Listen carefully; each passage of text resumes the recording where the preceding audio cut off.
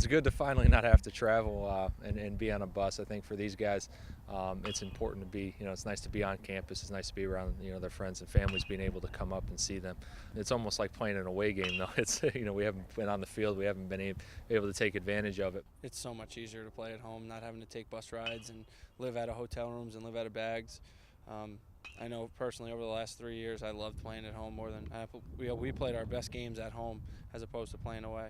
The team has faced a challenging road schedule, playing in states from Texas to South Carolina and using the early season as a time for growth. We have a very young team, very inexperienced team, so it was our way of kind of being thrown to the fire, and we learned our lessons, yes, some of them the hard way, but I mean that's how the game works. So we're able to flip the switch and work this week in practice for this coming weekend. Now we get in later game situations, whereas with the inexperience we might not have made a play.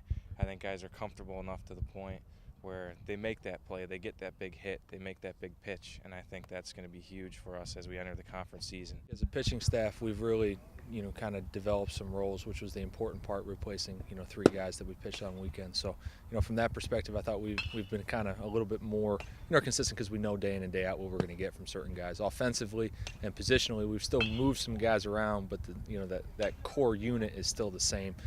They've hit in some different spots and played in different positions, but overall, it's still, our middle, our lineup in the middle of our field has been pretty good for us. Baseball started conference play on March 22nd, falling to Monmouth in a 3-game series. We ran into a good Monmouth team. We didn't take them lightly or anything like that. It's a good team. We just didn't, things didn't really click for us. Like, we were competitive in most of the games, or not all 3 of the games basically, but after that, we just didn't have the big hit, the key hit, or make the key play, and that really boils down to the 3 losses. Up next is Siena, who the Red Foxes will face in their season home opener.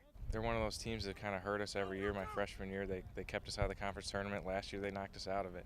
So we have a lot to prove this weekend. They're going to be playing at our field, and they're struggling a little bit right now.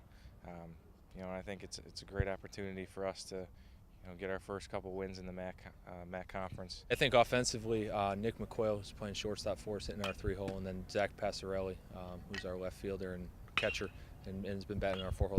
Those 2 guys have been really, really important for us. And then on the mound, Jordan Ike, who's pitched the first game on our conference weekends, and he'll do that again this weekend, has been kind of our steady arm for us. And those 3 guys are probably our core group.